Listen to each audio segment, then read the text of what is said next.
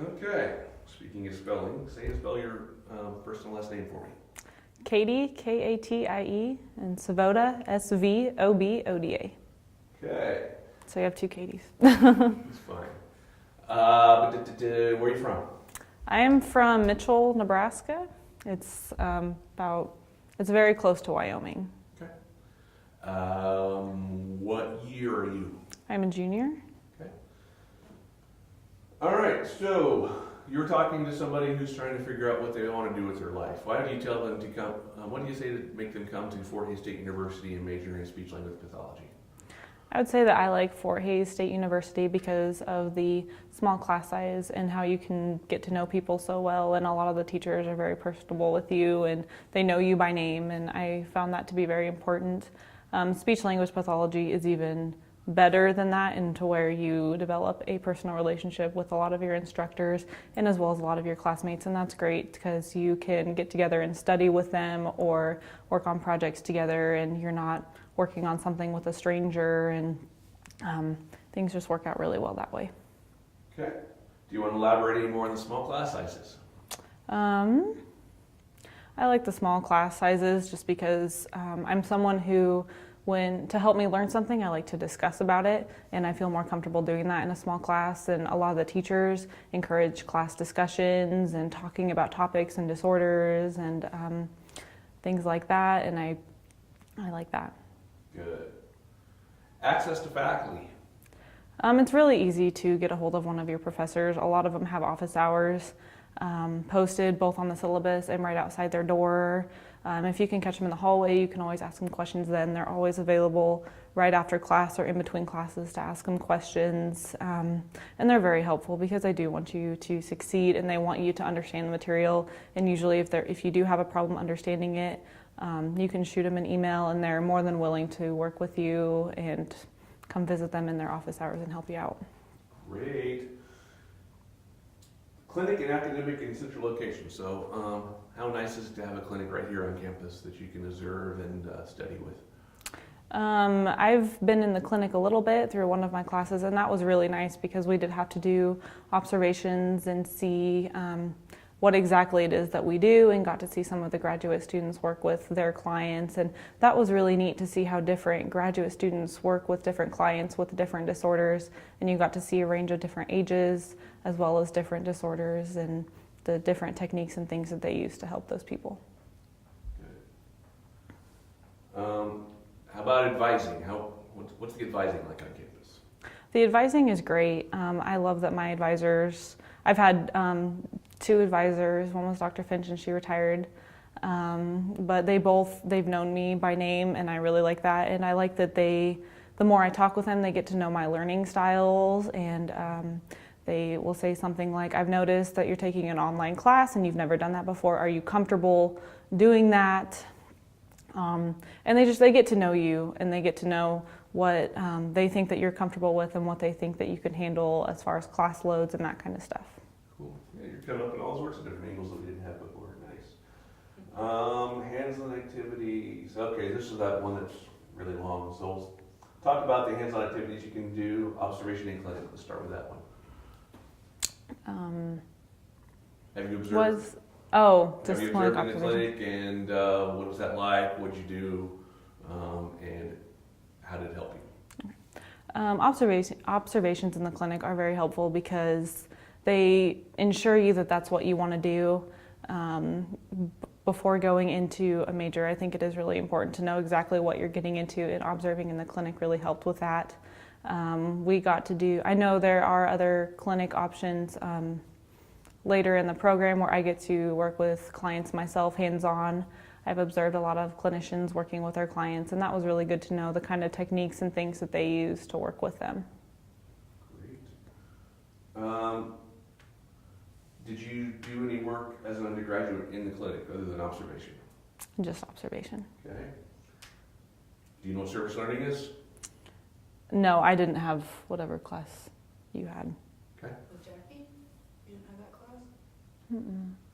Oh. What? I had Basically, communication disorders, but... Service learning is basically you go out in the community to practice some of the stuff that you learned. Yeah, see, I haven't done that. Okay.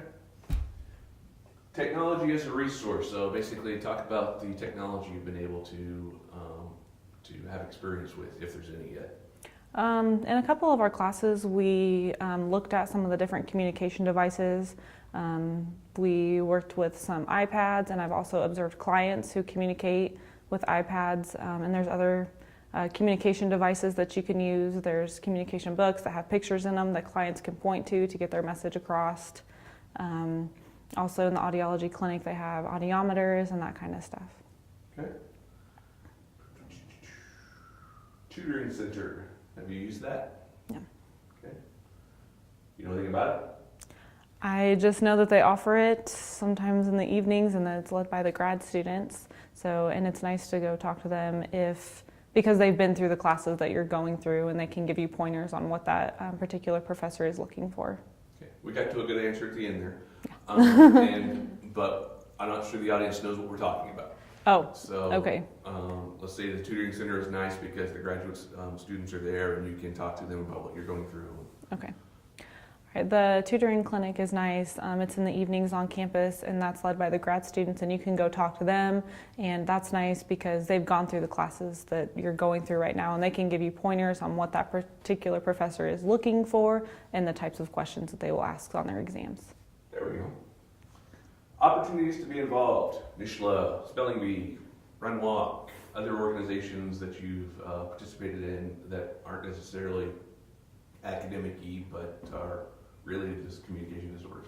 Mm-hmm. The speech path department has an organization called NISHLA where you can get involved in other things on and off campus and work with. They are communication related. For example, the Spelling Bee. I helped out with that. I couldn't actually attend the Spelling Bee, but I got to help ahead of time and work on getting letters out to participants and that sort of things. And it's nice because there's a lot of different ways that you can help. You don't have to actually be there for that event, but you can help in the preparation for it. Good. What are you going to do after college? I'm not 100% sure what I want to do. I used to really want to work with kids, but lately I've been, after hearing some of the externships from other graduate students, I got an interest in working with the elderly and working with people with Alzheimer's and dementia. So I'm excited for clinic because I'll get to work with a range of people and just kind of find out what I like better. Outstanding. I love that answer. Good. What other possible things are there to do as a speech language pathologist after graduating? So just expand on, what the career degree options? is, what career options are there? Getting your master's in speech language pathology, there's a lot of career options. You can go and you can go into the schools and be a speech therapist in schools. You can go into hospitals and work with stroke patients and swallowing disorders.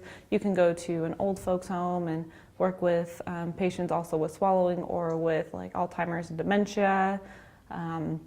There's a lot of, you can work with patients with aphasia or social behavior things like autism. There's just, it's such a wide field, and there's so many different things that you can work with. Great. Why would you tell somebody to choose FHSU in general? So forget about communication disorders for a minute. Why is Fort Hays the place to go? I came to Fort Hays because I like the smaller town feel. It's not a huge university. Again, all of the professors, not just in the speech path clinic, but if I've struggled in other classes, I can email that professor. They have a lot of on-campus tutoring in, like if you struggle with math, they have math tutors on campus that you can go and you can talk to. They have a lot of extracurricular activities that you can get involved in, a lot of clubs. And it's nice that every building you walk into, everywhere you go, you're going to know somebody and you can stop and have a conversation. It's really easy to make friends here because of all the organizations, and it's small enough that you'll recognize somebody just about anywhere you go. Great. Okay, so let's forget about FHSU for a minute. Why should somebody choose to major in communication disorders / speech language pathology? Communication disorders and speech language pathology is a great field to go into because there's so many different things that you can go into. There's lots of job opportunities out there. It is very competitive to get into, but you know that you're going to be guaranteed a job once you get out of here. And there's just so many different things and different people that you can work with. You can work with someone with more severe disabilities, or you can work with mild disabilities. You can work with kids, you can work with adults. You can just work with so many different people in so many different places. Okay, and one more time, back to into the way we started. Talk about why Fort Hays State is the best place to go for communication disorders / speech language pathology. Fort Hays State is a... I knew I was going to do that eventually. Fort Hays State is a great place to go for communication disorders and speech language pathology because it's such a small college, and there's a lot of teachers that get to know you by name. It's a great profession to go into. Your class sizes are small. You get to know everybody. You get to work with all different types of people. You get to experience what you're going to do through the clinic before you actually get into the field and do it. So you know what to expect when you're going into your field. Anything else you'd like to add? I don't think so.